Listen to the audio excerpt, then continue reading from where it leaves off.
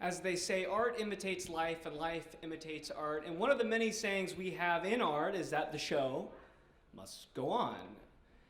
When I was 14 years old, I got the opportunity to play Peter Pan in my community theater. And we typically do like school day shows with our youth shows. And I'm going to tell you guys, okay. So this was one of the shows that reminded me why the show needs to go on. In life, we plan for many things, and things never really go as we plan.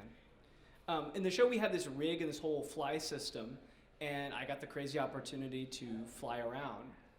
And I was at the part of the show where I put on my shadow, and I'm bending over, and I hear what is my line, which allows me to fly up and down, slide off my back. The clip comes off, and it goes all the way up into the rafters of the fly rail, and I hear silence, complete silence in the auditorium. Thankfully, Tinkerbell had a monologue, so I sneak over to Wendy, and she goes, "What are you going to do?" And I said, "I don't know, but I'll figure it out."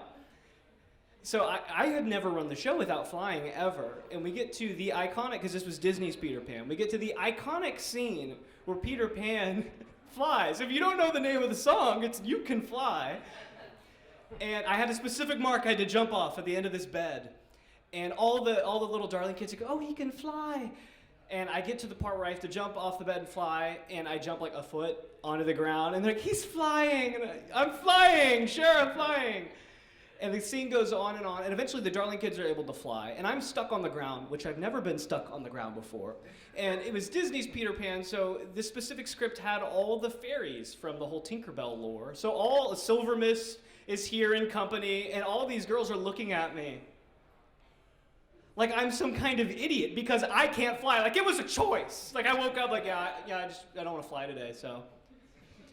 The show continues.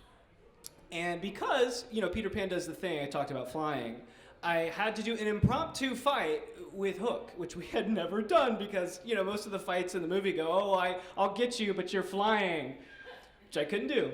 So we're sword fighting, and he has this huge wooden sword, which was, like a hockey stick, to my letter opener, and we're going back and forth and back and forth. And at one point, he parries, and he hits me right square in the nose. Again, the theater goes quiet, and I heard him for the first time. This guy was like a mega actor. It was the first time I ever heard him break character. He was so shocked. And then he was right back in to the hookdom. And I freeze for a second, and my nose feels like it's swelling, and then I feel a warm trail of blood start coming out of my right nostril. So we decided to have an impromptu intermission after that scene. They took me down in the basement in what felt like it was like a storage room that sometimes we use as a dressing room. It was like an electrical closet. So I'm hiding with the assistant director in an electrical closet with a bloody nose, and I can't fly. And she's patching me up, and I see the actress who was playing Wendy pass me, and she passes me like this in the hallway. And proceeds to keep going down the hallway. Hook comes up, and he is the nicest I've ever seen him because he just made my nose bleed on stage. He's like, "Oh, I'm so sorry, man." And I'm like, "It's totally fine, it's totally fine." Eventually, we have to get to the end of the show.